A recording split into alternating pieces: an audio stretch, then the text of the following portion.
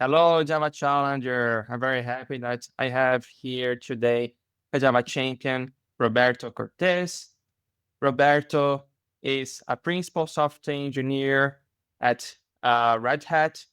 He is also a JUG leader from Coimbra in Portugal. He's a JNation conference founder and organizer. He is also a worldwide speaker. He worked for amazing companies such as Tommy Tribe, and he's also a Java 1 rockstar. So, Roberto, thank you so much for being here. How are you? It's really have to thank you for me to invite me to your session, right, or to your show. It's a real pleasure to be here with you and with your audience as well. So thank you so much for the invitation, and I'm ready to go. I'm ready to go. Awesome. So, the first question I ask the Java experts I invite here, Mhm. Roberto, is about their career trajectory. And I'm curious about knowing more about your career trajectory, the challenges you faced, how you overcame them, so that the Java Challengers audience can also apply some of the lessons you learned throughout your Mhm. career and they can overcome challenges because, in our career, it's not easy at all. There are lots of challenges, many technologies to learn, and it's there are lots Yeah, of for sure. variables we need to overcome, right? So tell me more about your career trajectory. Yeah, I mean, I guess that's a really interesting question, especially I think the most interesting part of that question is that if you ask me that, like, I don't know, 10 years ago, I had a shorter answer, right? With the years that you get up with all the experience and your work, right? So you start having like longer answers. So I'm going to try to keep it short anyway. So, I mean, I did most of my career here in Queen, where I live, right? And I will say that I started as a local company in an internship, even though when I was doing my computer science degree, a lot of the courses were done in Java, right?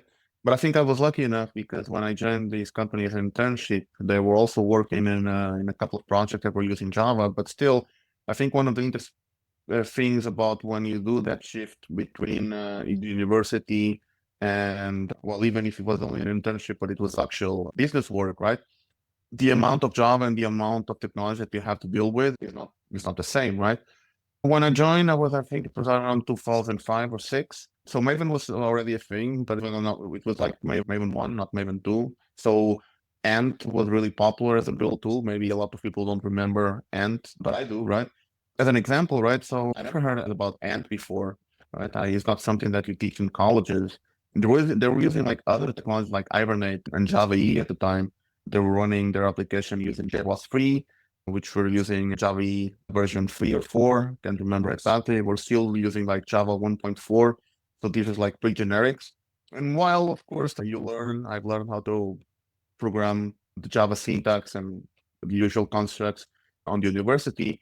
I have no idea of these other technologies that exist like Hibernate, JBoss, Java E, and a few others that we're using. So it was overwhelming in the sense that I had to learn all of these new technologies to be able to do that work. But it was really fun to learn about them, especially because it gives me a very good perspective on what you could actually accomplish with Java. And now I'm gonna probably do like moving forward just to try to make things more interesting. But if you jump like in today's world and thinking how much things have evolved, it's really mind-boggling, right? So yes, I've been to that company for many years. I really enjoyed that work. But it came into one point where I thought, well, should I stay here? Should I go to another place? I mean, it was not the reason why I was not happy. I was happy working over there, but I also wanted to try something different. So I actually started to do some consultancy, right? And I think probably that's the most interesting part of my career because that pretty much opened up everything that I am today. At least I believe so, right? So if I wanted to make consultancy, right, I really required to have some projects, and the way that I tried to find some customers to be able to do these projects was to go to conferences, do networking, speaking to conferences, and basically try to, at the same time in doing this job, trying to, of course, get some businesses over there. And that's why what I did actually. And the interesting part, and I know that Rafael, even though you're in Brazil right now, you've been in Ireland for many years. And the first customer that I got was actually an Irish company. And I did live in Ireland as well for a couple of years, not in Dublin, but in Cork, which is on the south part of Ireland. And so doing all this work of trying to go to conferences to be able to find customers, right? To fit in on my consultancy work, opened the door on a lot of other things, right? So opened the door about contributing to open source projects. I mean, even though I was using open source projects for a long time, I really had no desire when I was working as my full-time job to do that kind of work. But talking with the community, talking with other people, I really started enjoying that part as well. And I also thought it was like a very good way to introduce myself to companies, saying, hey, I was able to contribute this piece of code, or I was doing this maintenance here and there, right? And ideally was that I wanted customers to perceive me as an expert on those areas, right? Because that will make it easier for us to get business for me as to my contracting roles, right? And moving forward with that, I mean, other opportunities to other companies started to appear, right? So you mentioned that I work for Tommy Tribe, an excellent company as well. I really enjoyed to work over there. So if you know, they work on these open source projects called Tommy. And again, now I started to have these roles and started to have these work commitments that I was able actually to work on open source. I was actually being paid to work on open source, right? Which is something that it's really rare, right? It's not really something that people are aware of, but it's actually definitely possible. And now I'm at Red Hat, and I get probably like, I wouldn't say like 100%, but probably 90% of my work is just doing open source. And I feel really privileged to be able to work on Java, do open source stuff, and being able to, of course, get the living out of it, right? Amazing. You talked about consultancy, which is Mm-hmm. something that my mentees ask a lot. So many of my mentees want to do consultancy, and I would like to know more about this experience of being a consultant. It's very hard for software developers because we usually tend to focus a lot more on the technical side, but Yes. we are very bad on marketing ourselves. Yeah, that's true. So how did you develop So this skill to market yourself and finding customers in conferences or and yeah, so others? sure. I guess I was also lucky because of the first company I worked with, I ended up doing a lot of roles, right? Even though most of my role was technical, I also did a little bit of pre-sales, and then I was required to be able to be involved with their customers, right? To be able to try to sell more of our stuff, right?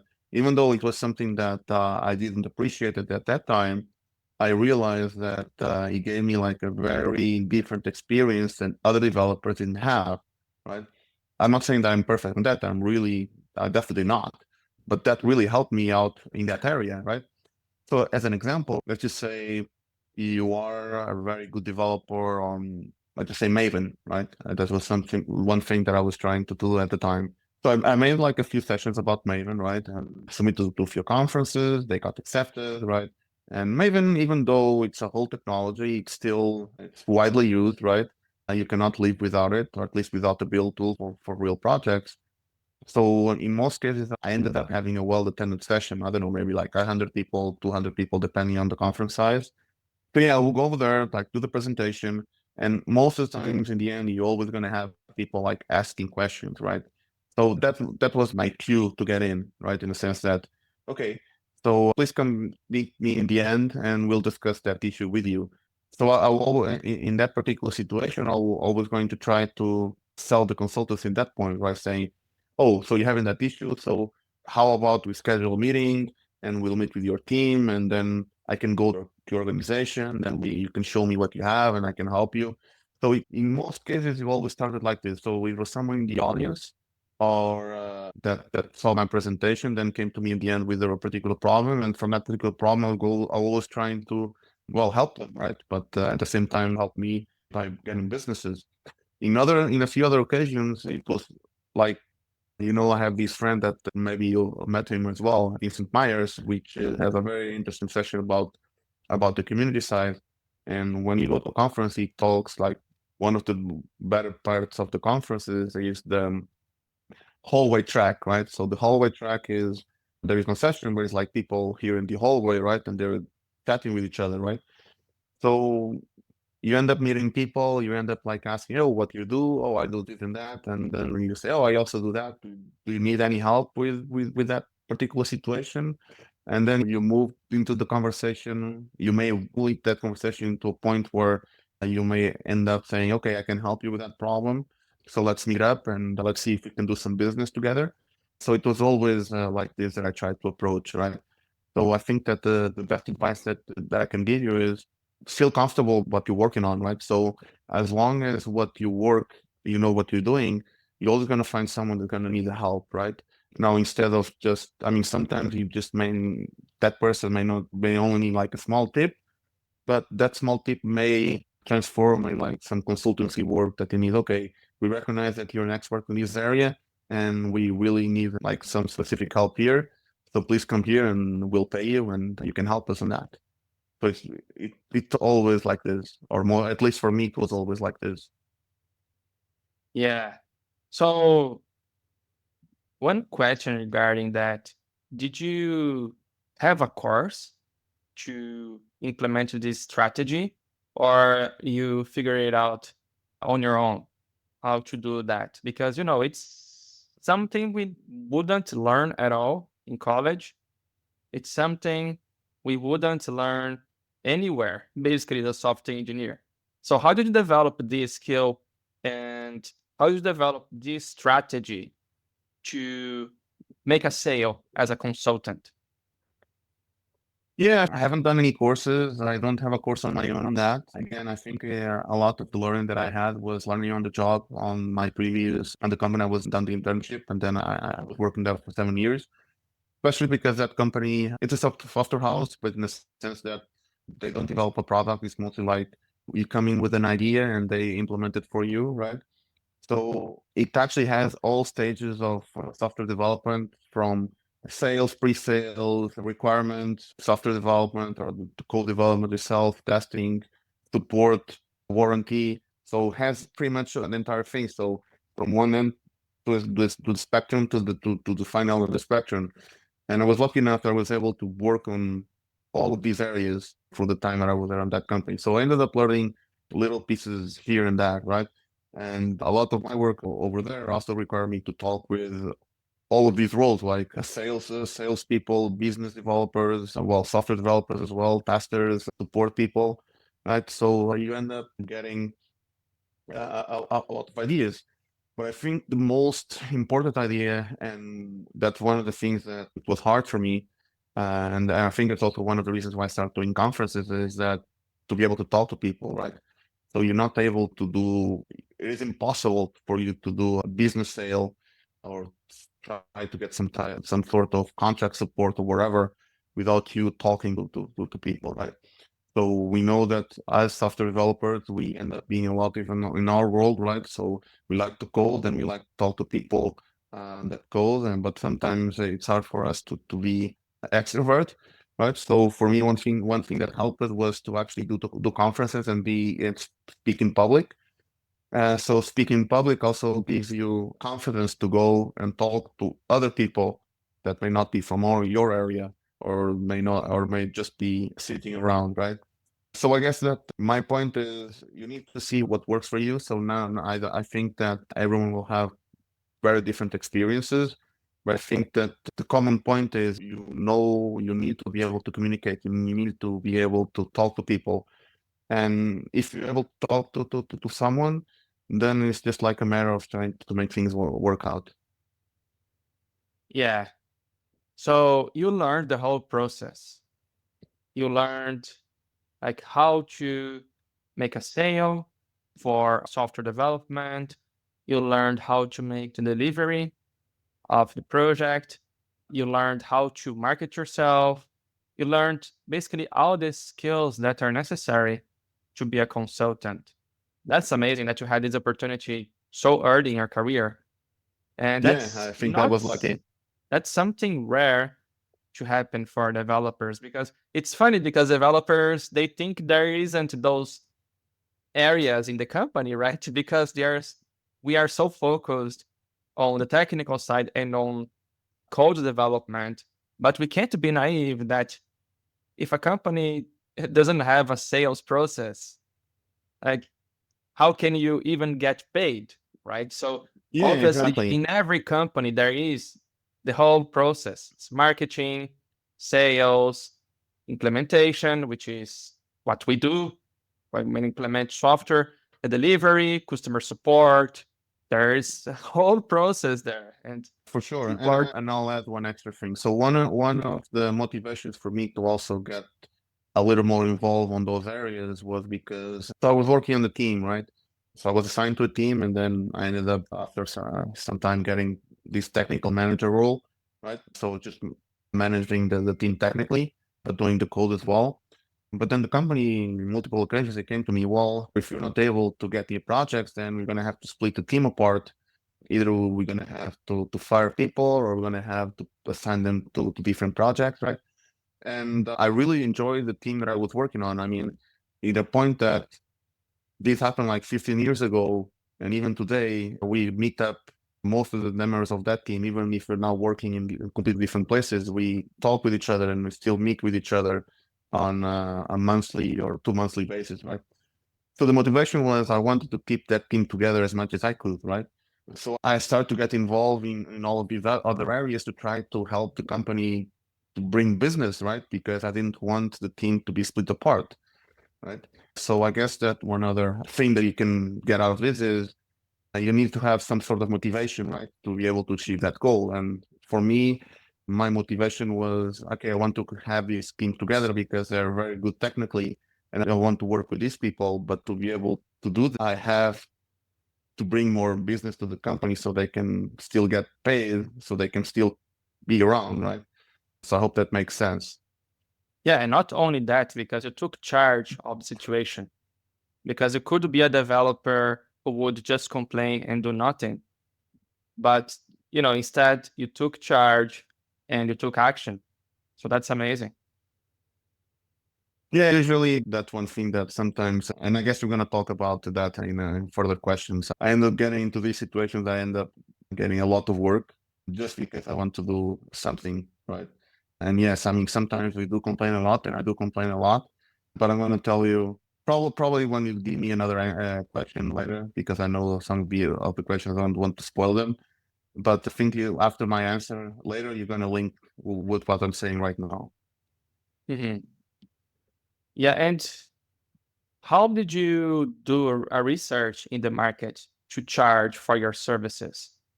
Because I think that's a tricky one. Did you ask other consultants? How did you do to charge your service? Yeah, so that was more or less easy for me, right? Especially because since I work on the pre-sale stuff, I knew how much our company was charging for services. So I have a very rough idea, at least, on how much a consultant could get paid.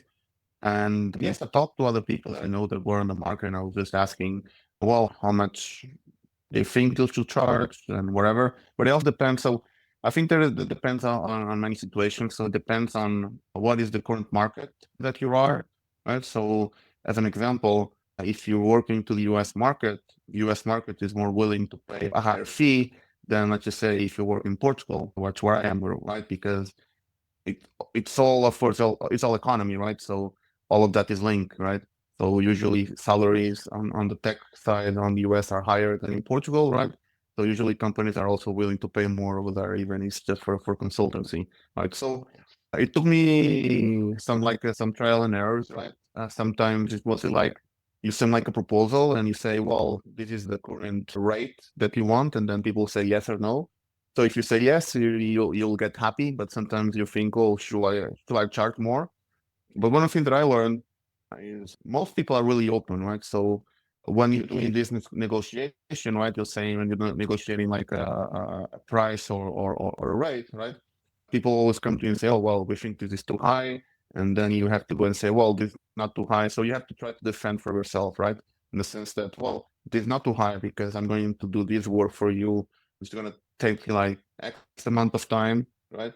But in the end, you're going to get this and that, which is going to benefit your business, right? So some people, of course, will accept that. Some other people will not. So again, it's everything like a negotiation, right? So it may be a bit tricky, but that's something that you learn by doing that pretty often, right? Yeah, that's another thing that my mentees struggle, which is how to negotiate their salaries. Do you know how to negotiate your consultancy fee through books or through experience? No, I think it was for experience, right? As I say, maybe of course you can go and read some books. I mean, of course, I mean, reading is not going to harm everybody, and of course you're going to learn new things. But again, a lot of the negotiation about the fees is also going to be linked with the market that you're targeting and the market that you're working on, right? So at some point, I was just to give you an example. I was working for a company in the US, one on Switzerland, another one in Ireland, another one in Portugal, right? And I had like 4 different rates for all of these different markets, right? And the reason for that is because markets on these different regions are going to be different. So ideally, I always try to find like a couple of friends that will tell me how much the wages are on those particular places, and then I try to adjust for like some percentage, right? So usually my recommendation is you always try to go above, right? So you'll have margin to negotiate lower if you need, because if you go lower, right? So no one, I mean, this never happens, right? No, if you say like a lower wage, right? No one is going to give you higher than what you asked for. I mean, that may happen, but it's really unusual, right? So let's just say you say, well, I'm going to do this for like X, right? And the company is actually willing to pay you X plus Y. Well, if you already say they're going to do it for X, the company will going to accept X, right? But if you say like a higher number, right, they may say, okay, we don't want to do it with higher, let's negotiate. And then you have margin to get that number lower, right? So usually my recommendation is always go higher than what you expect to get in the end. So you have margin to negotiate. Nice. Yeah, that's a crucial lesson. And that's something developers usually make a mistake because they might give a lower number and then the company will say, the perfect Exactly, number. right? So yes, yes, exactly, right? I mean, yes, I mean, there is a chance that you shoot so high, then the company may not even willing to negotiate. But I mean, in most of my interactions, it's always been like a negotiation. I may get like a no and say, well, we're not willing to do that. And then you go and say, okay, so how about if, and I mean, remember, you can negotiate in different ways, right? So in the sense that not everything has to be an actual wage, right? So you can negotiate things like, so I've negotiated things like this in the past. We're saying, okay, so I get my rate down, but you're gonna have to pay me trips for my conferences in the next year or so, right? So there are like multiple ways that I mean, you get like a lower wage or a lower rate, but then you negotiate other things that may be beneficial for the company, right? Because for some of these companies, just paying like an expense is better than giving you a direct wage, right? So you need to see what works best for you, right? But that's just an example. Yeah, yeah, that's very valuable for every developer because it's the same thing, right? When you are negotiating to start working for a company, it's the same thing. You are kind of an entrepreneur as well. Because as a Mm-hmm. developer, you are the product, right? You deliver your service. You have to market yourself. Like if you don't share your knowledge, you have your LinkedIn profile, you have your CV, and the companies will know what kind of skills you have. You need to apply for interviews, and the interview is a sales process. Basically, you're selling yourself for the company, you're Sure. selling your services. You have to make it clear for the interviewer that you can solve their problems, right? With your set of skills. And then you're going to negotiate your salary. So it's basically the same thing because during the interview, you are in a sales process, right? So, and then you deliver your service. Then this part is different because then you can say, many years and you don't do those processes again. But Yeah. as an entrepreneur, you're constantly doing that. It's marketing, sales, negotiation. It's, a lot more work. Yes. So let me just add like one extra bit, right? So I think that we live. When I say live, it is our industry, our community, software developers as overall, right? We are very privileged in the sense that. Let me ask you a question. So you asked me the question. Let me ask you a question for you. Do you know someone that's unemployed on our industry right now? Probably no, you don't.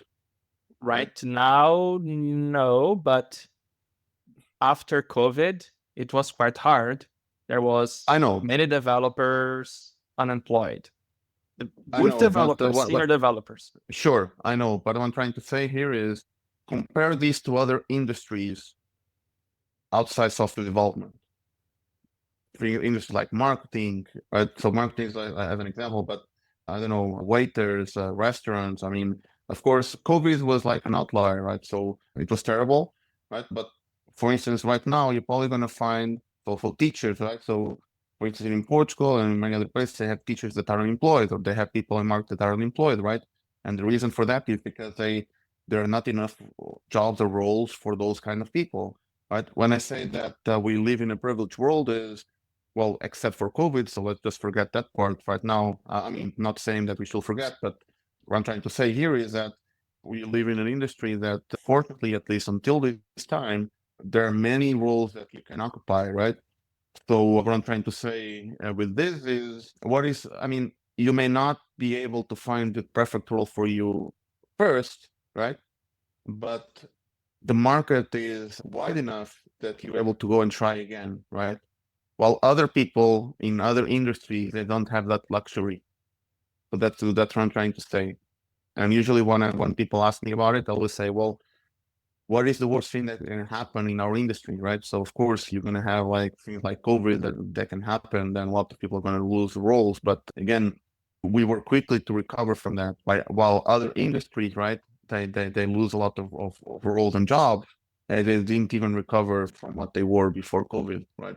So I think that we are really in a very privileged market, and we should try to take advantage of that. Definitely.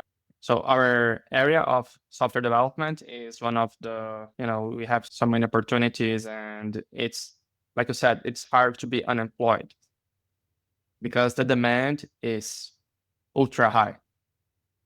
Exactly. So yeah, So developers that's are in high demand. yeah. So that's the point. Compared to other industries, we are privileged, right? So sometimes it may be okay for you to get like a role that you may not be so interested, but knowing that in the future you may get something that will be more interested, right? So that's why I usually ask. So what's the worst thing that can happen to you, right? So fortunately, we are on an industry that we don't get like long-term unemployment like other industries, and I think that's the part that we have to feel privileged about. Yes, definitely. Our area is one of the most privileged professions, if not the most privileged, right? Yeah. Because It can change any time, right? We don't know what's going to happen, but talking currently, it is what it is, right? yeah, technology, well, has been eating the world for decades already. So it's so strong. So you mentioned about that you moved from a consultancy position to a full-time job. So I'm curious to know what motivated you to move from a consultant to a full-time job, because, well, I assume that the potential of being a consultant is a lot higher. I assume Definitely. that. I don't know. And I wanted to No, know definitely. what was your motivation to say, hey, Yeah. I want So to, yeah, I want to move to a company where I have a full-time job. yeah, I mean, so the motivation is not like doing like a full-time job, is the type of job that we're going to do on that full-time company, right? So my motivation, it was mostly technical. So you're completely correct. As a consultant, your potential is way higher. But on the other hand, and I mean, I will definitely go and do that again. And if I have to go do it now, I will do it. It's just fine. But technically, I would always like to work really on the lower bits of stuff, right? So when doing consultancy, right, most of your consultancy is like working on customer applications. Like you can either build an app or saying, well, you should do it this way, you should do it that other way, or fixing issues that I don't know, maybe some performance issues that developers are having, like these really weird issues that they may having. So I've done for a lot of those things, right? But most of those pieces are just like end consumers, right? And one of the things that always been attracted was to work on the producer side. You know what I mean? So the producer side is actually building the runtimes that people use to run their applications. So technically, that's the part that I've always really enjoyed to do. So I probably guess that we're going to talk a little about that later. But right now, I work on Quarkus, right? So Quarkus is being like a runtime that people use to build their applications. And I really love to do this technical work, right? Because on the consultancy side, I mean, it's great, right? So, but at some point, right, you're always going to have a lot of the same challenges, right? So you have this application, how are we going to do this? So yeah, you're going to do these REST endpoints over here to connect over there, or you're going to create this database over here. So we have this amount of users. Now you have to scale, right? Uh, on the runtime side, like the challenges are very different, right? It's no one even knows what applications require these days, right? So it's almost like us trying to figure out and think and being creative about it. Okay, so we think the application is going to require these features or these new extensions are going to be run on the server, right? So as an example, like 2 3 years ago, no one was talking about AI, right? And actually, I actually hate myself talking about AI because it's not really my area. So on Quarkus, we didn't even have anything on AI, but now people are just trying to come up with creative ways to push AI over there, right? So it's just an example of like people were not even expecting to have that over there. And so for me, what attracted me the most about being on the producer side of software is you now have to work on an area that you don't even know exactly what you need. So you just have to be more creative and try to think of things that people that consume your stuff are going to require, going to need, right? So I think that for me was the main motivating factor. Interesting. So it seems to me that you enjoy the most technical projects, right? Oh, definitely, yes. Projects that developers will use, technologies that developers will use to build software. Yes.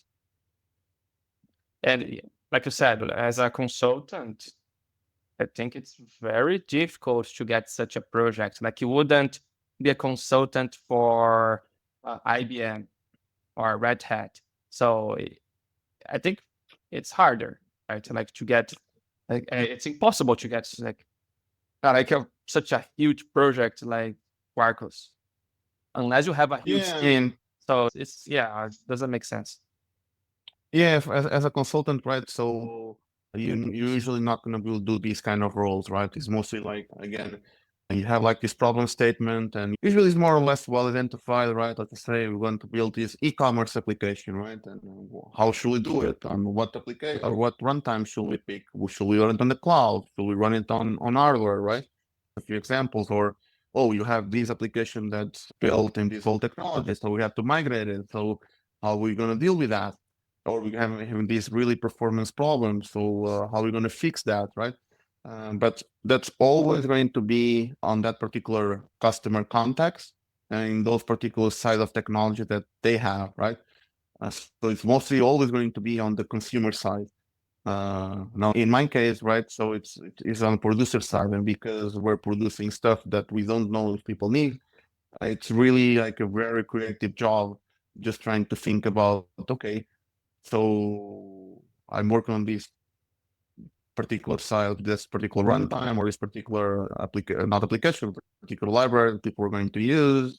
So what should I add that's going to be useful for people to consume and improve their developer experience and improve their applications, right? So it ended up being a more creative job, in my opinion. Do you collect feedback from users to have Oh, I do. ideas? I do. So one of the pieces I also do on my work is, and I guess that I also try to still use my consultant experience and all my pre-sales and all my experience in that area. So so for instance, here on the Quarkus team, one of the things that I do is try to go to customers that we have, or even like other companies that are not necessarily using on Quarkus, and I just go and say, hey, you want me to do like a presentation on Quarkus? Let me show you what we can do. I show them, and if they're already using it, they can just give me a few ideas and say, oh, we use it, we like this, and that's okay. And we say, oh, we didn't like that. So okay, so that's nice feedback. So let's take it to the team and see, okay, why I didn't like this? Maybe it was hard to use, maybe it's not useful at all, or maybe they'll say, oh, we didn't even know that feature existed. So okay, maybe we're not doing like a good job of protecting that feature, or there is lacking documentation in that area, right? So I usually do like a couple of those field trips to companies, like I don't know, maybe a couple of times a month. And that actually gives me very good insights and ideas, just being able to be side by side with developers that are consuming those particular pieces of technologies to get that kind of feedback. Amazing. I really like the approach of talking directly to the user because I think that's the most powerful way to improve the tool, right? Because the developers who use Quarkus every day, they will tell you their pain points. They will tell you anything you need to know to improve the tool. Exactly. I mean, one of the things that I now miss, right?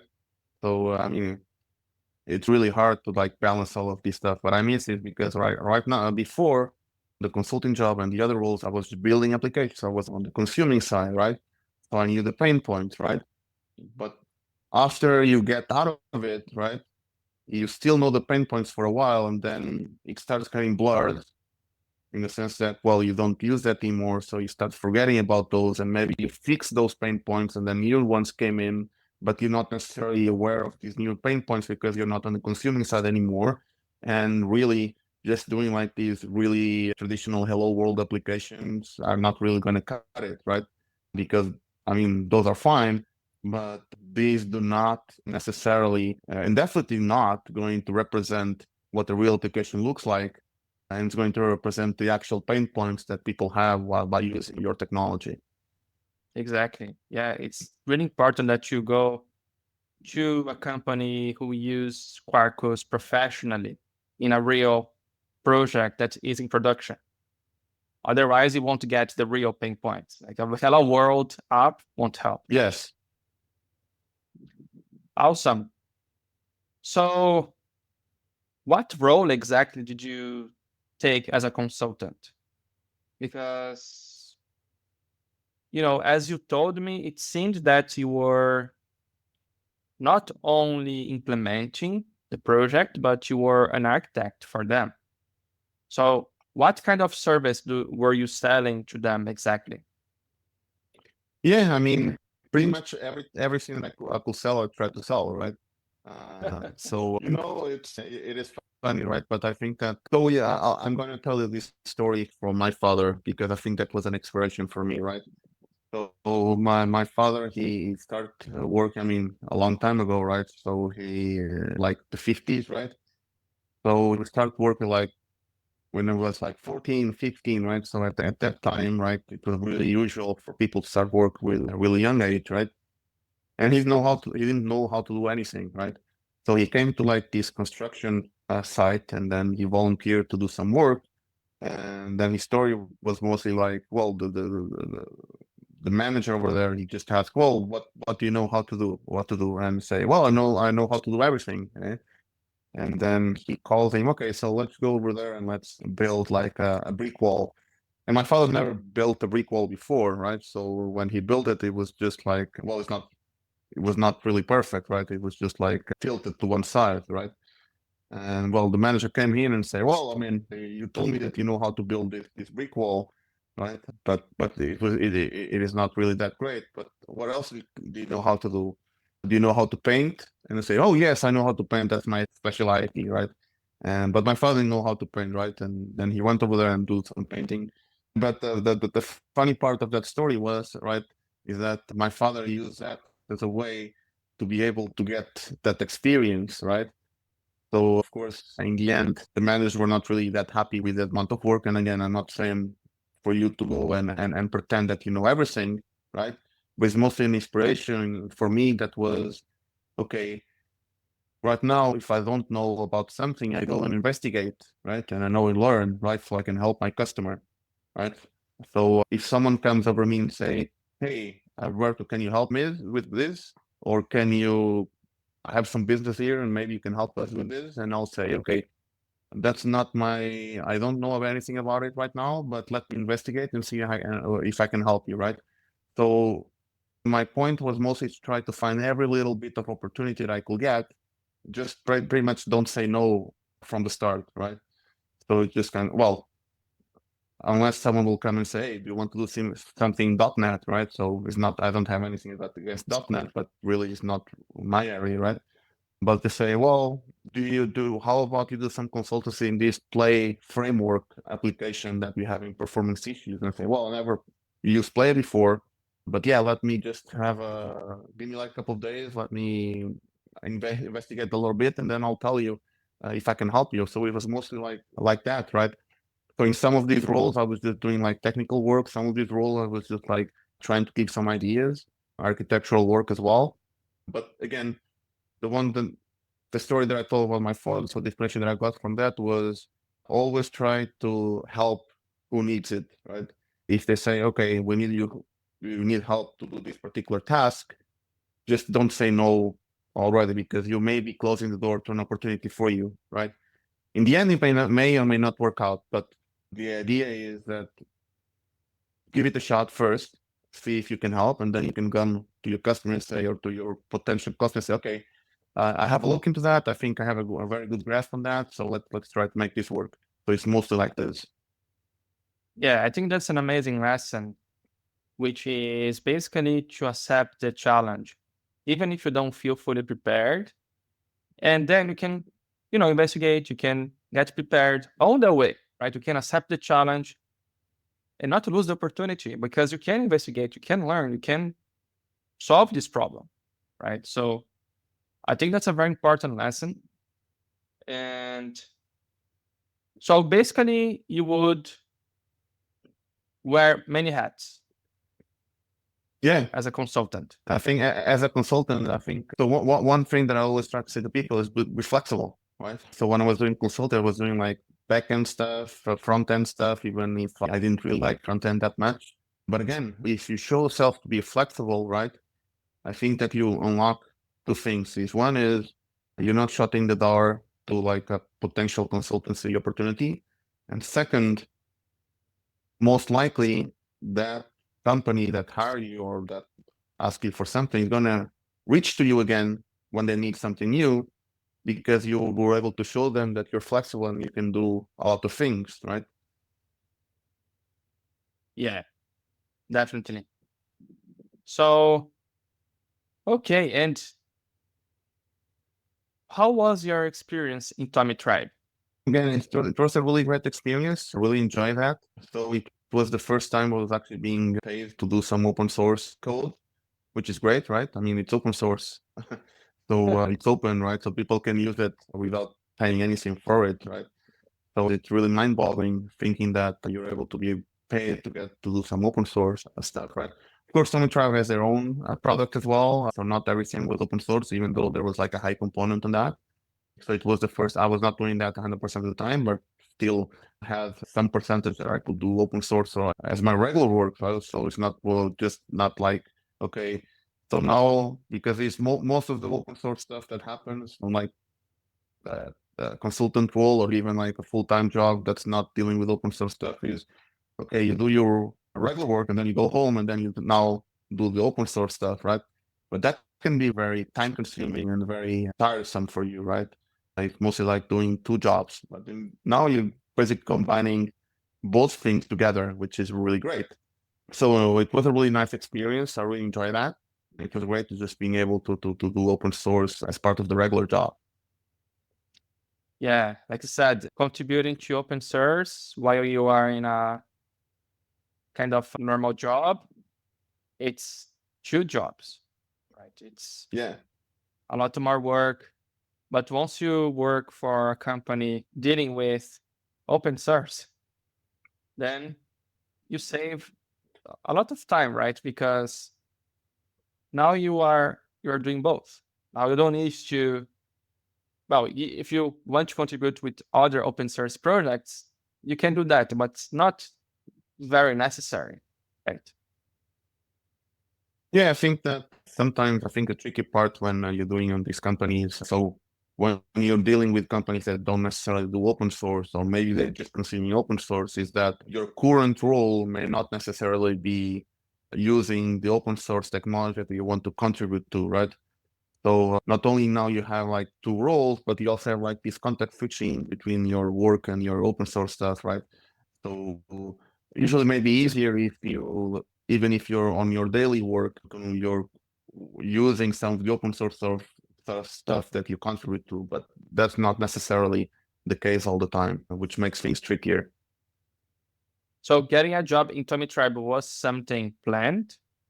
Did you? No, it wasn't planned. I mean, again, I was doing consultancy at the time. And because I was doing so many conferences just to keep the networking going and having the opportunities going. So it also, so Tometry also came this opportunity, right? So instead of being like a consultancy role, it just turned out to be a full-time job in an open source company. Oh, did you do consultancy job for Tommy Tribe before? Yes, I did as well for them. Oh, what kind of consultancy? Yeah, I mean, we were working and so they have a few customers and I was doing consulting job for them and for the customers they're working with, right? So I think that one interesting thing that attracted to my profile is that because I was already doing consultancy, they saw me as like someone that can help them close the gap on some of the customers that they had, right? So I actually, when I was doing that kind of work, I ended up traveling a lot to the US because most of the clients are based in the US, which was also quite fun. Oh, that's awesome. But did you have this vision when you were contributing to open source projects that would open doors to get a job in Tommy Tribe or any other open source company? Yeah, I quite frankly, I never thought about it in that way, right? So my goal was mostly to, again, for the consultancy stuff, right? Saying, hey, I can help you in that area because I did this, right?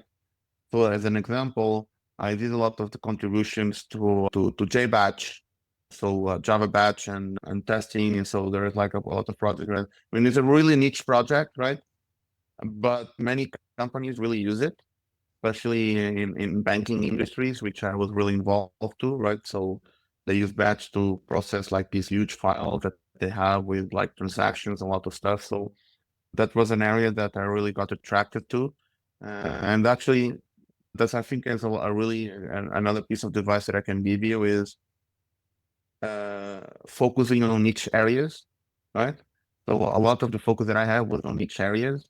So as an example, if you go and start doing some AI consultancy, I'm not even knowing if that's a thing, just give an example. I'm not sure if you're going to be very successful, right? Probably you can be, right? But the issue is there's so many people trying to do the same thing, right? That the competition is going to be higher, right? But Yeah. if you focus on niche stuff, right, that not many people are around, but you know that those things are needed anyway, then then your life's going to be easier, right? Because you're going to have less people to compete with. So that's also one of my strategies was to look into, as an example, I tried to specialize a lot in Maven. So even though a lot of people use Maven, I mean, I guess we can say that many people also hate Maven. I don't know, every time you talk about Maven to someone, they'll say, "Oh, that we don't care about Maven, or it sucks. We have to use it because we have to, and then it's XML." So for some reason, there is a lot of hate or there is a lot of dislike about it, but that's fine. I mean, for me, I just embrace it, and I mean, okay, you don't care about it. I will care because someone will gonna definitely going to need something from this. And again, if you look on the batch stuff. Batch is probably or definitely not the most popular thing in the Java world, right? But if you are aware on how banking and finance work, pretty much all of them going to have some sort of batch processes. So Yeah, you're going to have to use this in one way or on another, right? But if you look into people that work on batch, you're not going to find that many, right? So again, I try to look into the niche stuff, right? And they'll say, okay, I can do this for you. And most likely when they'll search for some specific thing, my name will be the first ones to pop up because not many people are going to do that, right? While again, if you look for things like at the time it was not AI, but it was like microservices, right? So if you search for people like doing microservices, you're gonna find like 1,000 people, right? So which one you're gonna pick? But if you search someone like doing batch, you're probably gonna only find like 10, right? So the chance for you to be picked or to be contacted is gonna be higher. that's very interesting. And how could you leverage your focus on Maven to get an opportunity to work for a company? Because Maven is very specific, right? It's something that like I don't even know like how it would contribute to like to business companies. Like I don't know exactly what area of Maven it I would mean, provide value. many, right? So Maven is a great tool, right? But it's also a complicated tool, right? So Yes. as an example, I'll give you one, right? So I think it was like 2013 or something. I think I'm allowed to now talk about it because that was being a long time ago. I was doing consultancy to the ATM network here in Portugal, right? And they were moving all of their systems to be run in Java. And I mean, yes, they have like this huge team, and the project was like huge, right?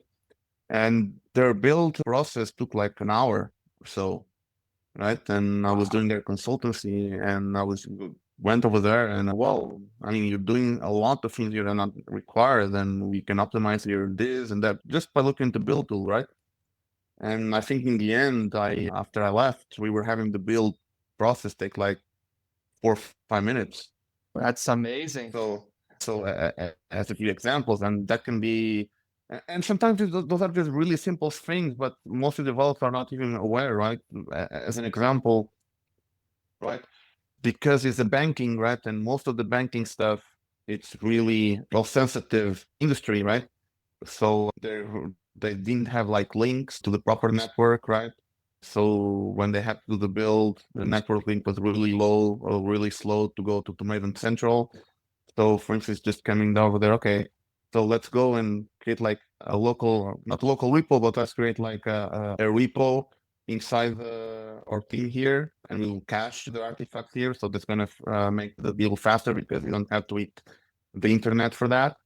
And now we can go and add these command line arguments to parallelize the build. And now, I mean, you're just like doing this huge build with everything together. It's going to take a lot. Let's just split the build and just split this into modules, and that's going to take less time so we can build in parallel, right?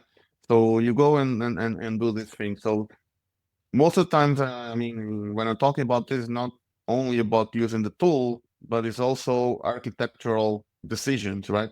And I mean, usually because Maven describes how your project is organized, right? So of course, Maven is not going to do anything for you if you make like wrong decisions. I mean, I don't like to say wrong decisions because there's also a justification why people have done the way they've done. The reason may be good or bad. I don't want to discuss them, but at some point we have to know, okay, this is the problem. Let's fix it. Let's split it here. Let's put this here. Let's put that there, and you can just improve, right? That's awesome. Do Yeah. you still contribute to open source projects beside Quarkus? Well, yeah, every time I need to, so it's not like 100% of my time because most of my time is to Quarkus, but because Quarkus also consumes a lot of other stuff, right? So every time that I find like an issue on like a project or another project that we're using, right? I usually try to go over there and say, okay, I'll find this issue. If I know how to fix it, I'll fix it. If not, I'll open an issue, right? So as an example, I made like some small contributions to OpenTelemetry because I was doing work on supporting OpenTelemetry into Quarkus. Also open rewrite like some time ago. So it really depends, right? So usually my mindset is mostly like, okay, Quarkus is an open source project. We're doing this open source. We have issues, right? Everybody's going to have issues, and sometimes you're going to have to consume all the projects that also have issues. But if I can go over there and fix some of their stuff that's hitting me, I'm more than gladly go over there and help them out as well. Amazing. Would you have a tip to help Java developers start contributing to open source projects? That's something that many mentees of mine want to do, but it's not always easy. So I'd like to hear your thoughts on that to help them start in a way that their contributions are accepted and Yes. So I think that there are multiple advice that I can give you. I think that some of them is you have to have perseverance in the sense that I'll give you like an example of what you should definitely not do, right? So if you go to an open source project and like open this pull request with like 1,000 lines of code, right, that you haven't discussed with anybody first, right? So you're gonna start having like all of these questions, right? And sometimes you're gonna be bothered about that because you already have all these already in mind, and you might be completely correct, but you have to think about a couple of things, right? One is the maintainers or the committers of that project, they're gonna have to maintain your code forever, unless they deleted it later. But I mean, ideally, you want it to be there forever. So you're gonna own, and these maintainers, they don't know if you're gonna stick around, right? When I say stick around, is you have these contributors go open a pull request and they go away, right? So of course, when you get this type of contribution, you have to be absolutely sure that you as the project maintainer and committer are going to have to keep that code. You're going to have to maintain it yourself in case the original contributor goes away, which is most of the times the case, right? So I know that's frustrating for new time contributors, but that's one thing that I want to make clear, right? Because in most cases, it's not because we don't want to have your code in. It's just that, okay, we're going to have to maintain this code going forward. So we have to be sure that we want to have it, and we have to be sure that it's going to be in a state that we can maintain it, right? So that's one thing that sometimes people find hard to realize, right? So usually my advice in that is first try to find, instead of coming in and making like this really big splash and a really big issue or this really big feature, start with something small, right? You can go and do something like go and improve documentation, right? You can go and just write a couple of lines of documentation and improve a little bit over there, right? You can go and fix like this small bug that may be, I don't know, let's just say log lines are not showing up for some reason, right? So usually that's like a really easy thing to fix, right? Or I don't know, right? So usually a lot of these projects, they have these labels GitHub, which says like first time contributor or like first good issue, which usually committers put to help newcomers to come in. We'll definitely have on Quarkus, and I've seen that in other projects as well. So not only that's going to give you trust on you to be able to contribute, but also going to give you trust for people that are on the other side, like me and others, saying, okay, we are already seeing that person contributing this amount of issues before. So the level of trust that you're going to have is going to be higher if you send in a higher pull request or if you send like a bigger pull request next time, right? Because we know that most likely going to be around to maintain that going forward, right?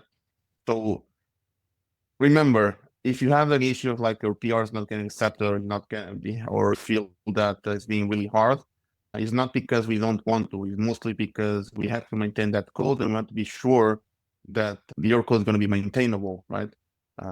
If you look into this particular, I mean, we're talking about Quarkus a lot here, but it's not only about Quarkus. The same thing happens with Spring.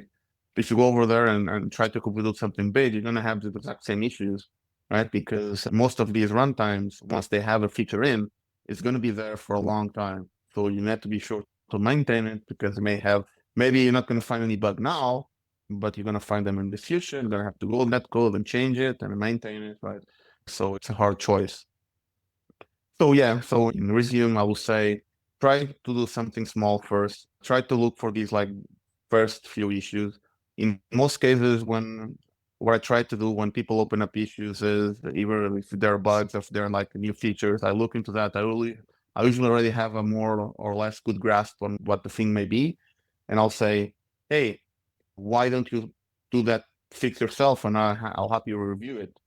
Or if you have an idea, just go instead of open a pull request straight away. You can just open an issue first and say, hey, I'm thinking about this and I want to implement it in this way. What do you think about it? Right. So have like a discussion first, right? Because people that are maintaining the project may already have gone through it before and they'll say, oh, we don't support this because we're going to have issues with this and that. So we forget about that idea, right? So you have to remember there is always a mystery, right?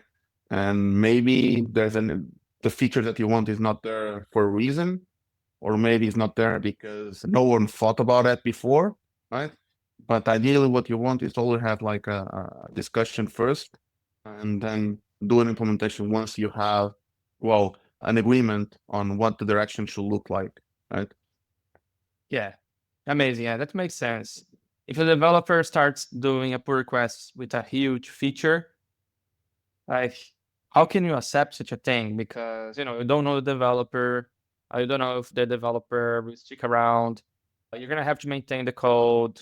So it's better if a developer starts with small things like fixing documentation or fixing a small issue, because then they will gain trust, right? Yeah. And then it's much easier for you to accept a pull request for them. Yes, exactly. I mean, again, don't feel that this is like nothing against people submit. I mean, we want people to submit stuff, but you also have to think on our side. And unfortunately, I already had to close issues with like huge pull requests, but I never close them at when they open, right? So they open up, and then I'll ask like a couple of questions. Say, okay, so why are you doing this here? So I never go into the code style details. I never do that because I think that's a distracting factor when you open something new, right? In the sense that, okay, why you use a list instead of a set, right? So for me, that's not relevant. What relevant is the idea behind what you're trying to accomplish, right? Yes. And after we nail that idea, then we can go into the real details of the implementation. But unfortunately, in many of those occasions, I only ask like a couple of questions on the original pull request and I never get answered back. So after like a couple of months, I have to close the pull request, even if the idea was interesting, but I never got feedback back, return it. So when I say, well, maybe this is a good idea and I can probably commit to maintain that myself, or well, this was a good idea, but unfortunately I don't have time to commit myself to maintain this, so I'm gonna have to close it up. And I think even yesterday I saw one of those cases and there was like a new person actually asking for that particular new feature that someone opened and I had to close, and I say, okay, that person opened that feature or opened that pull request, it got stale, so we couldn't do any progress on that. But please go over there and you can continue that work, and I'll happily go and review it and help you out with that. So I'll always try to be helpful in the sense that I'm happy to help people to go through the process, right? But just don't expect to come and just drop me a bomb, so to say, and then I'll have to accept it, right? Exactly. Yeah, I think that's a very good lesson for any developer who wants to contribute to open source projects. So, can you tell me more about the technologies you are using at Red Hat as a principal software engineer?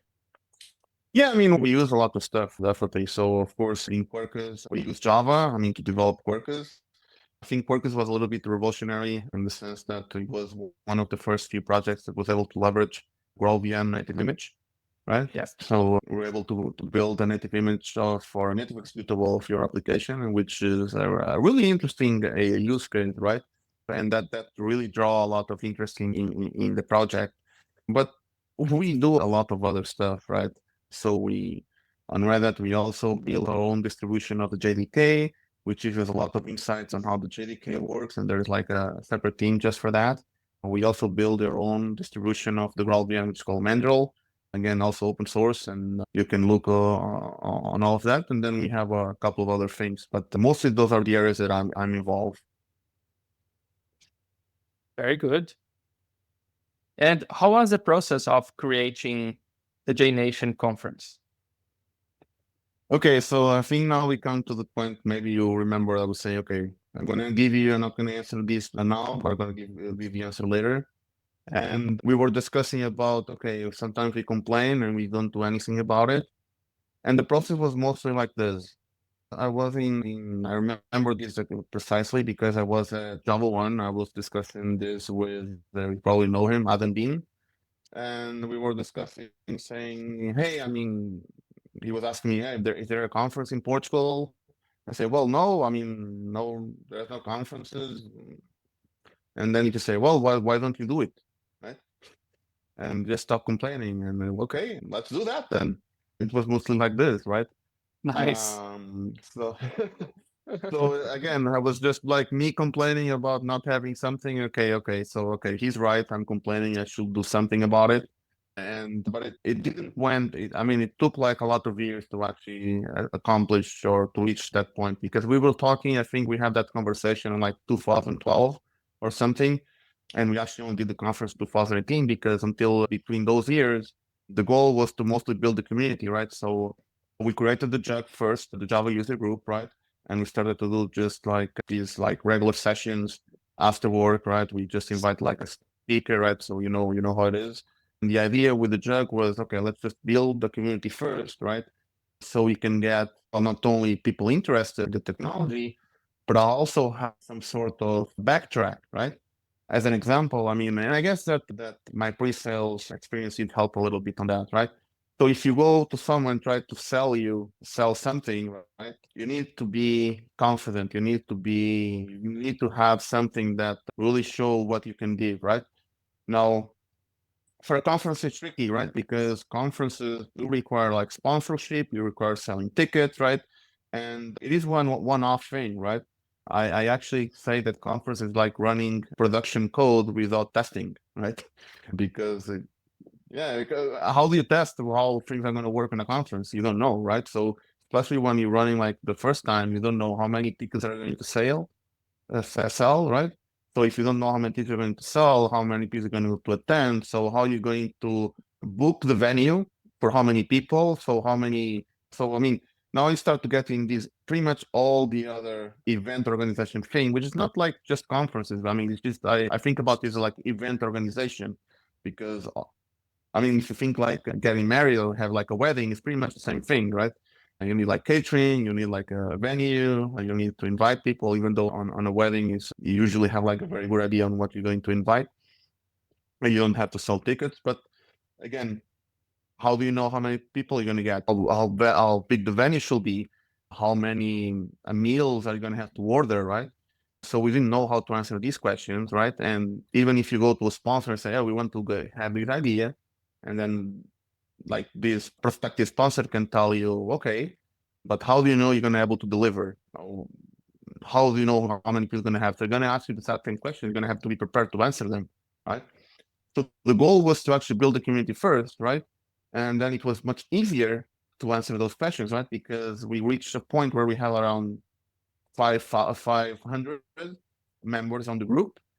So it was mostly like asking people and saying, "Oh, we want to give a conference. If we do a conference, are you willing to come?"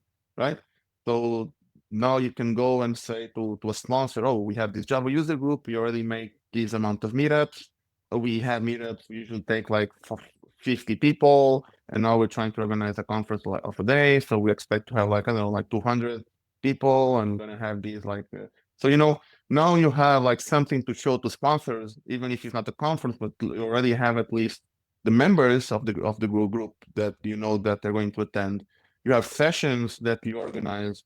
So of course it's just a smaller thing, but you're already able to show that you're able to organize something, right? So now you have at least some proof on the back that can show you that you can do it, right?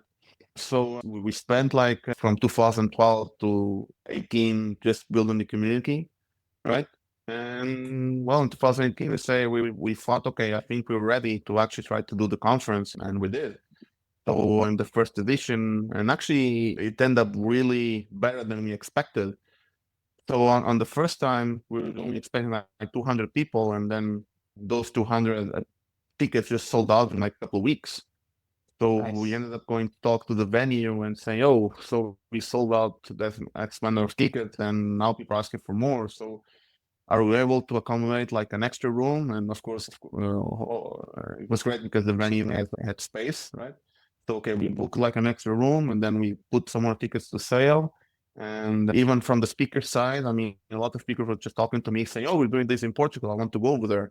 So even it was just like interesting in that regard because then people like attendees, speakers, and then even sponsors were like showing a lot of interest in being part of the conference.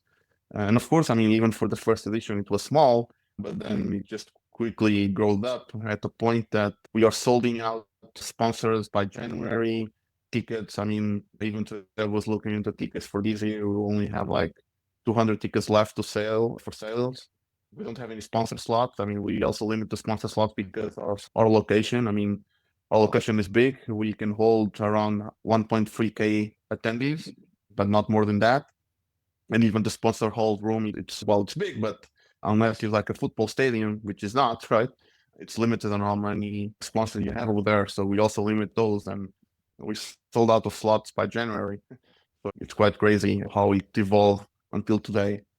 So it went from 200 attendees to 1,300. Yes, Wow. and quite frankly, I think that it could go even higher. The point is, we limit the conference, and we usually sold out like a month in advance, and so we don't even know how many people are more willing to come if we had more tickets available. But we cannot sell more tickets, or we cannot have more attendees because the venue doesn't have. I mean, we already using the biggest venue in the city. So there is no other Wow. place we can go here unless we change cities, and that's something that we don't want to do. Yeah. Unless you go to Lisbon. But Yeah, I mean we discussed that in a few occasions, but you know, Portugal is a small country, and well, Lisbon is the capital, and the other big city is also Porto. But aside from Lisbon and Porto, there's not that many things happening in other cities. So there's been this social movement in the country trying to decentralize things to happen in other cities, right? To be able to have these cities to also get some sort of development, right?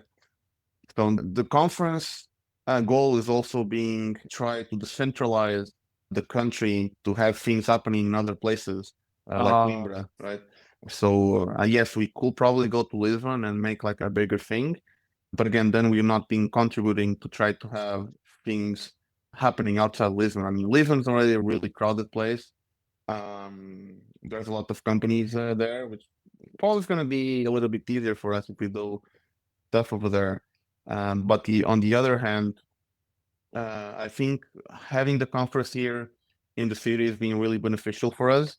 As an example, a couple of sponsors, maybe even more than a couple, I think like 3 or 4 sponsors that sponsored the company, they created office here in Coimbra just by having the conference here, right? So they look in the community that we have here in Portugal, and they look into city and say, oh, that's like a actually a cool place to open an office, right?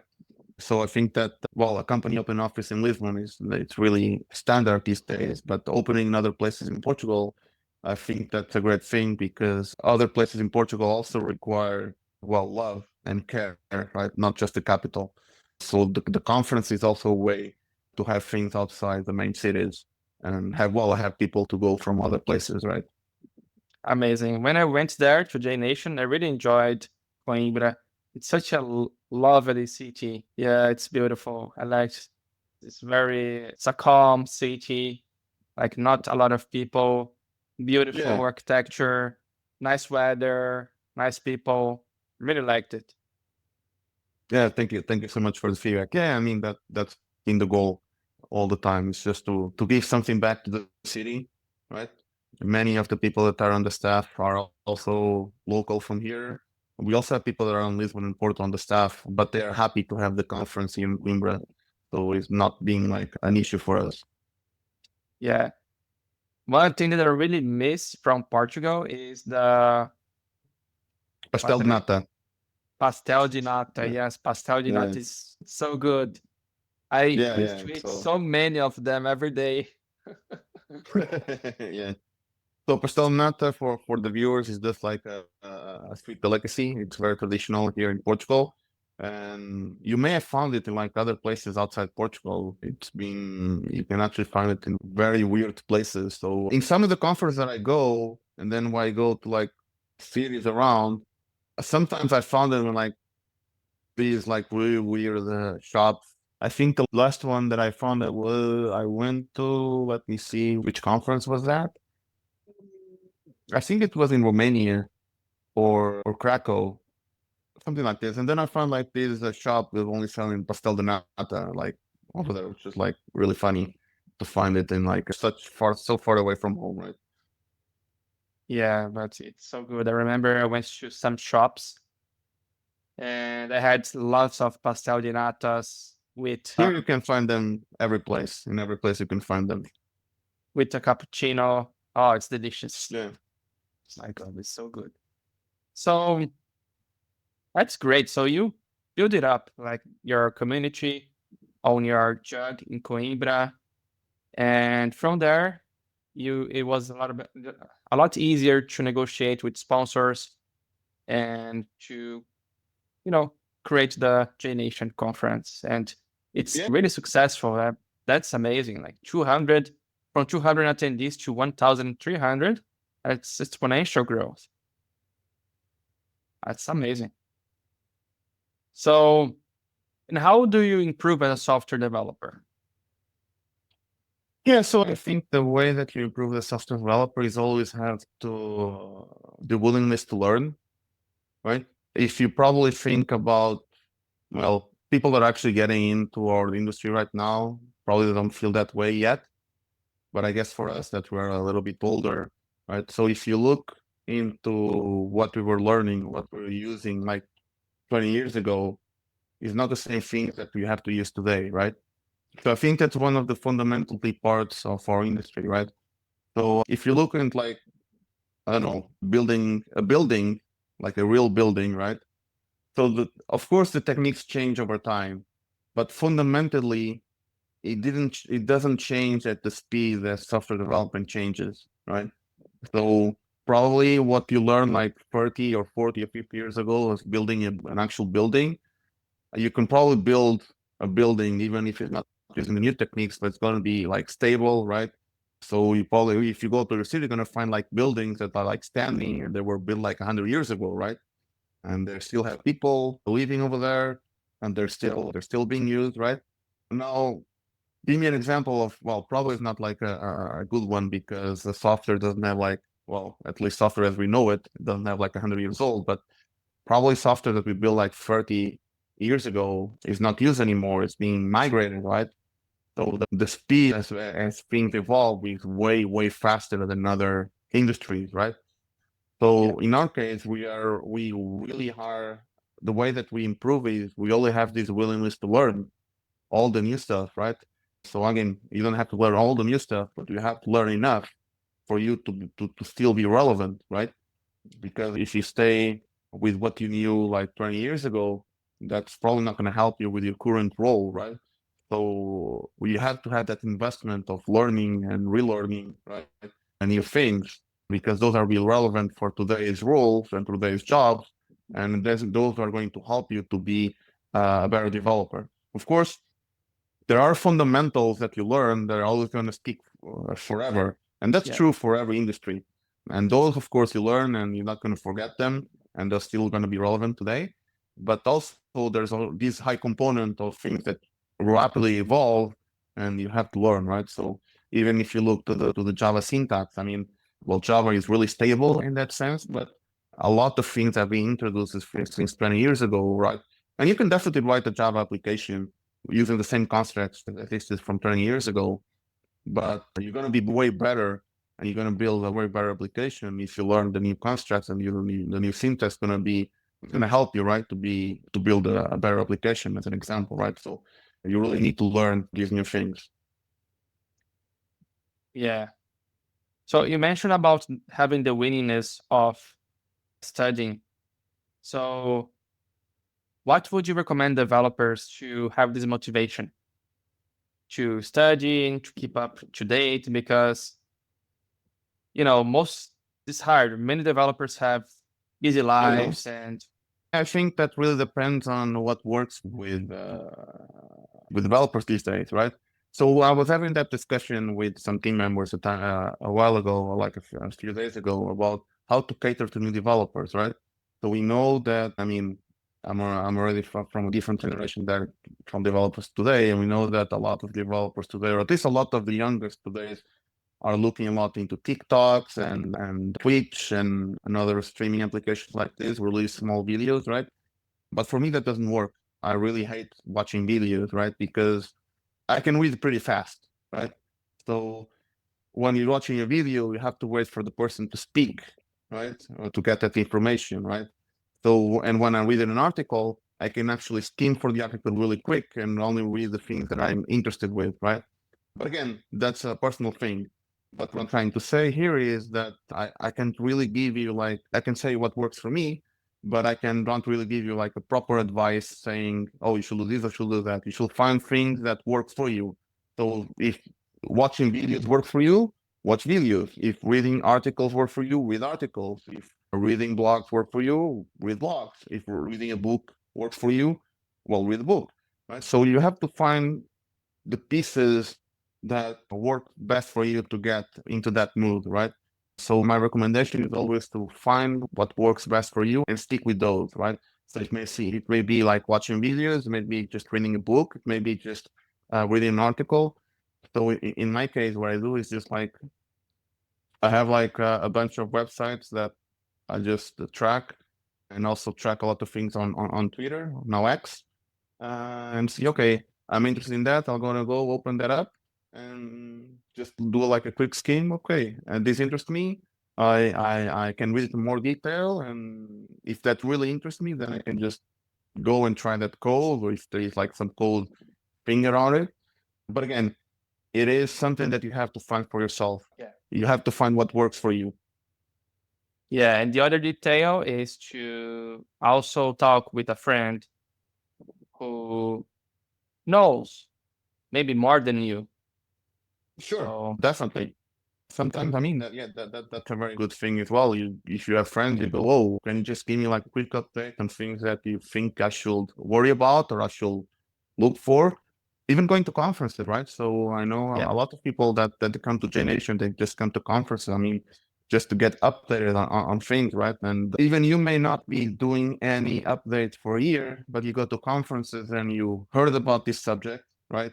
Maybe you're not gonna touch that subject for a while, but for some reason that may show up in like a meeting or like some technical discussion you're having and say, oh, I heard about that on that conference, right? So let's go. I already know a few things. Maybe I don't remember, but I know they have their videos. So let me go and check that out again, right? So sometimes it's just a matter of knowing that things exist. You don't really have to be like super specialist on things, but a lot of a lot of things I try to learn conference when I attend them is, okay, I try to go to new subjects, not things that I already know, but just to have like a good idea, or at least to know what that new thing is all about, right? So next time I hear about it, at least, okay, I heard about that before, so I know where to find it, and then I can go and dig into that if I really need to do something about it. yeah, I really like this concept of, going to a conference and understanding what are the tools that can help you in your job. And I think it's fantastic. The conferences play a very important role on that because when you go to a conference, you get exposed to so many technologies and many tools, and that helps you to solve problems more effectively as well. Definitely. So, what does being a senior software developer mean to you? So yeah, that's a very interesting question, right? So I try not to look into the role that much. When I say to try to look into the role, is because sometimes there is this misconception that senior developers or developers that are higher up in some sort of position or title that they have, they're going to be better, right? I don't think that's necessarily true, right? I don't think I'm better than anyone else. What I think is, because I've been here the longest, I already been exposed to a lot of issues and a lot of problems that, of course, someone that gets into the industry now hasn't been exposed yet, right? So maybe, or most likely, probably these new developers are going to come in and they're going to write code way faster than me. I have no doubt in my mind about it, right?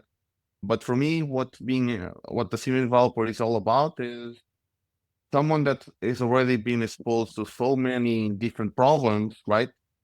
That is able to see issues before they actually happen. So a junior engineer, let's just say, as a quick example, right? They're probably going to go and write an SQL script, like the JavaScript file doesn't really matter, right? But if they're not careful enough, that script may be subject to SQL injection, right? But junior, and that's not necessarily something that you teach at universities, and that's not necessarily something that they get teaches somewhere, right? So they go and do whatever, it works, right? But the senior engineer already knows, okay, you have to be careful with that code because this may have this problem. So it's not about as being fast or as being or being able to do a really huge amount of code, but being able to spot some of these issues before they actually happen, right? And say, okay, this work is great, but this code may be subject to these particular problems, right? I gave the example of SQL injection. It can be, let's just say, a concurrency issue with like two-thread locking. So we're coming into a situation where the problems that I'm describing, they're not necessarily things that you're going to be exposed when you're studying, right? But you're definitely going to get exposed around on your career along the years, right? So I think that for me, that's what the senior developer is all about. Is someone that has been exposed to many issues, many problems, right? Knows how to not only knows how to fix them, but knows, or at least I won't say it will know 100% of the time, but at least can have a very good idea when looking into a piece of code that what made the issues that code may have, right? Amazing. And this ability also to mentor less experienced developers, I think that's key for a Yeah, senior definitely. developer. Yeah, I think so. As a senior developer, right? That's always give me the example as a junior engineer, right? So the idea of the senior developer is to be able to coach junior engineers, saying, okay, it's not about I'm better than you. It's mostly like I was just lucky enough, or maybe not lucky enough, depending on how you see it, right? That Mhm. I was born more before you, and I was already being exposed to all of these issues before, right? So I'm just going to give you that experience and say, okay, don't do it this way because you're going to have this problem here and there, right? Okay, so you can do this way because so the idea is that you go and coach with an engineer so they also get that same level of experience, right? Because unfortunately, the university is not going to be able to teach you everything, right? And documentation, I mean, documentation blogs, videos, again, they can teach you a lot of stuff, but there are some these specific things that for some reason or the other you may not get exposed at all, and you're going to require someone that a little more experienced is going to tell you, okay, please be careful with this particular piece of code because it may have this issue or that other issue, right? Which we already been through, and we don't want to go through that again, right? Very good. I like the explanation. And what are the most Mhm. important soft skills for intermediate or senior developers? Yeah, I think that for me it's communication, right? You have to know how to communicate, right? Again, you are expected to coach juniors, right? So meaning that you have to be able to communicate with them and you need to be able to talk to them, right? So senior engineers, not only they should, I mean, they do the bridge between management and the base pyramid of your team, right? Which may be juniors, internships, or whatever, right? So they have to be able to communicate upper and lower, right? Which is a little bit tricky, right? So as an example, And that's one thing that I try to do, right? Is you should never blame a junior engineer for a mistake, right? So for me, a mistake is always going to be the blame. Blame is probably like an harsh word, but the responsibility of a senior, right? So you Yeah. should take that responsibility on you, right? And pass it forward, right? So senior engineers should also be able to communicate higher up saying, okay, we have these issues, we have these problems, maybe the project's going to get delayed, right? So it has all this back and forth communication, right? So I saw senior engineers as well as this layer which sits between the team that does a lot of the work and higher ups like management, business developer, pre-sales, right? And senior engineers are able to communicate with between these two areas, right? While probably not necessarily going to be easier for a junior engineer to communicate with, let's just say, a business developer, right? So for me, the senior engineer does that bridge between both of these worlds. Yeah, that's a really important skill because there has to be someone to translate the business to technical stuff. So very good. What technologies do you think are the most important for Java developers to master nowadays? Yeah, I mean that changes like a lot, right? Of course, I mean JVM, it's the most important piece of technology that you have today. It doesn't really matter what libraries you use, the JVM is going to always be there. So first first thing is just master that. If you master that, you unlock pretty much everything. And if you are with that, then you can just choose whatever you want to do next, right? So for some people can be Spring, for some people can be Quarkus, some people can be something else. But as long as you nail the JVM concepts and the Java language, it should be good to go with pretty much any technology that's built on top of that that's gonna show up later on, right? So Spring has been with us for a very long time. It's going to be with us for a very long time. Quarkus it's younger. We don't know for how much time it's going to be, so we hope it's going to be for longer as well. But I mean, things have expiration dates, right? So, but one thing that I think we can be sure is at least, I mean, the question was for Java developers, right? So, as long as there is Java, what you want is to be experienced in the JVM itself and the Java language, and everything else that happens on top of that, you should be able to master as well. Yeah. And what are your thoughts about algorithms and system design? Because I think in most companies, they are asking those kind of questions. Yeah, I mean, I think I have some mixed feelings, right? The mixed feelings is I know that a lot of companies are doing this as interviews, right? But on the other hand, in a lot of these companies that interview, many of these people, they don't need to know the actual internals on how these algorithms work, right? To do their job properly, right? I will say, of course, if you know how to do, that's awesome, that's great, right? But quite frankly, I'm not really. If I have to hire someone, I don't even. I'm not interested to know if that person knows how to implement a red black tree or something like that. I'm interested if the person is actually able to learn, right? Even though you can say, okay, red black tree sorting is something, it's a concept that's old concept and not going to go away, right? But I'm not really interested in if the person knows how to do Spring, Quarkus, or whatever. I'm most interested if the person is flexible enough to learn what it requires to do her job or his job properly.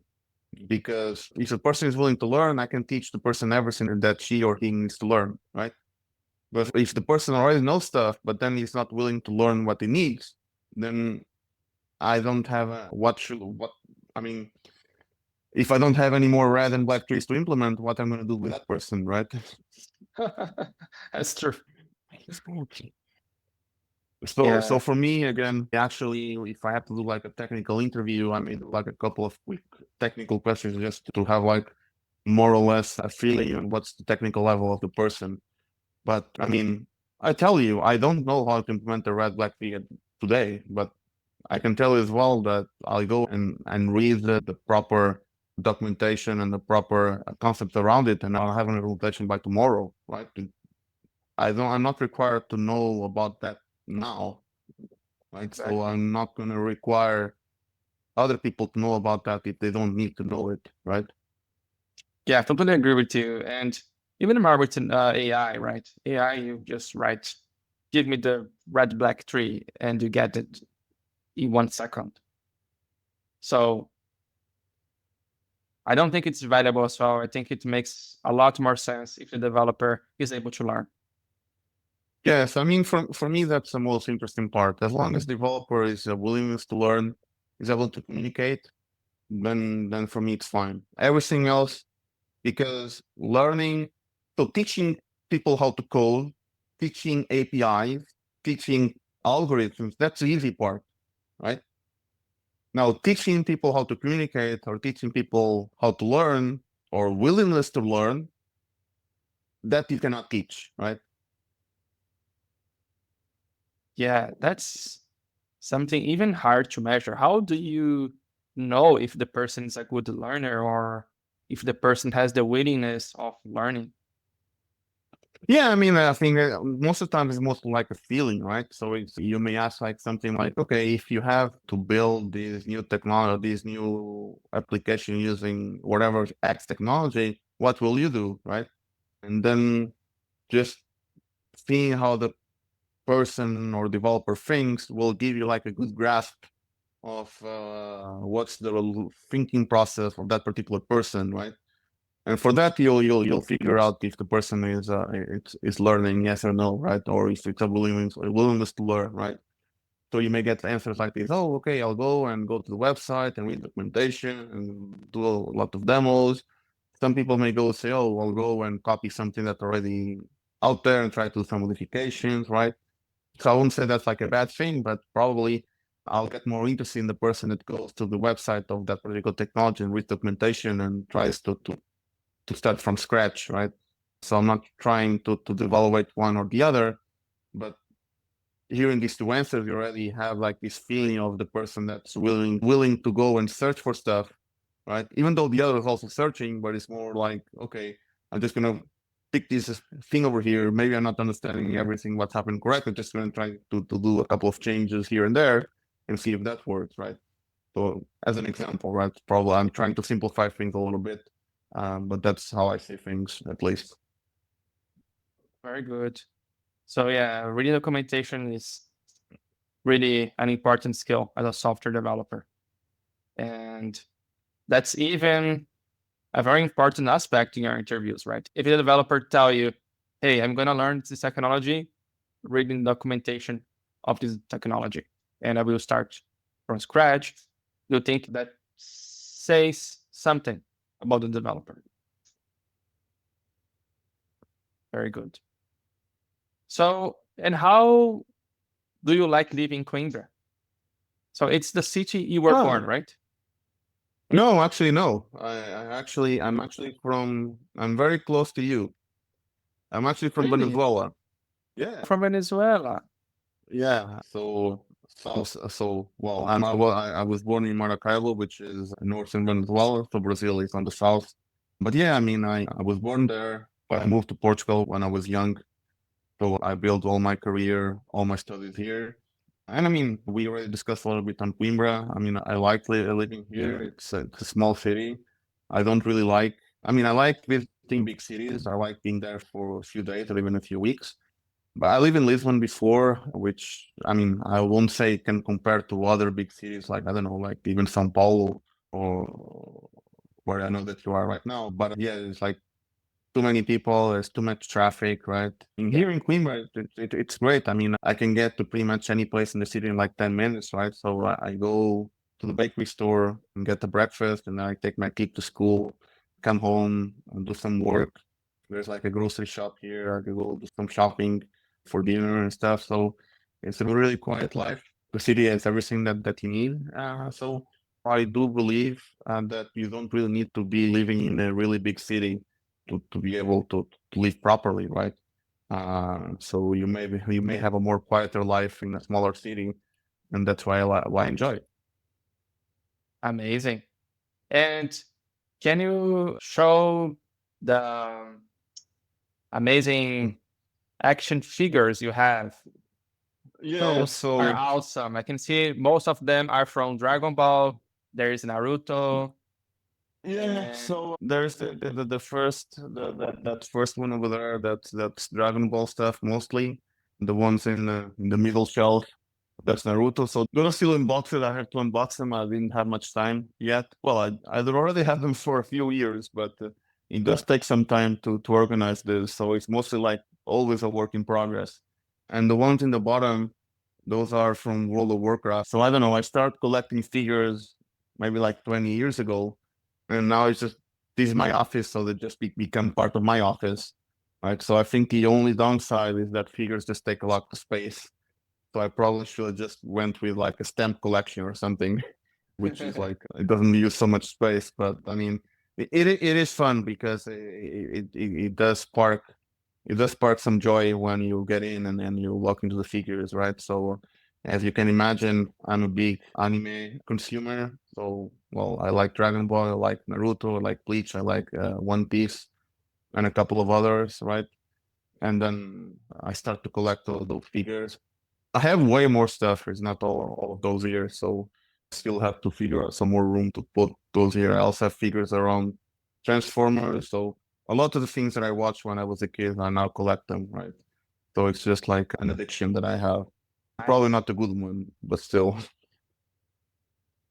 Yeah, I really like it. Like I said, like when you go to your office, it's a happy time, right? You feel so good to see all the figures. You admire them. Such a nice view. Such a nice view. Yeah, I enjoy it. And it's interesting because they're part of my office. I mean, it was not on purpose, right? I ended up doing it this way. It always like sparked this conversation. But again, it's not on purpose, right? Because I'm like doing this video chat and then people watch my background and always start asking questions about them, which is like actually cool. Obviously, yeah. And can you show us some of your action figures from Dragon Ball? I imagine you have Yeah. Gogeta, Vegito, Gohan, Yeah, I was showing you a while Super ago. So I have this Saiyan. that shelf over there. And I actually took some of those here. So let me see. You were asking also.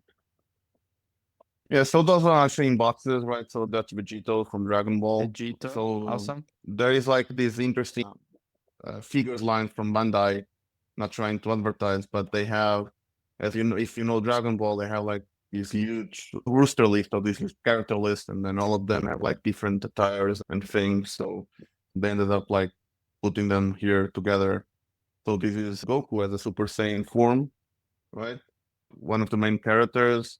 Let me see. So that's Frieza, that's one of the main villains of the series, right?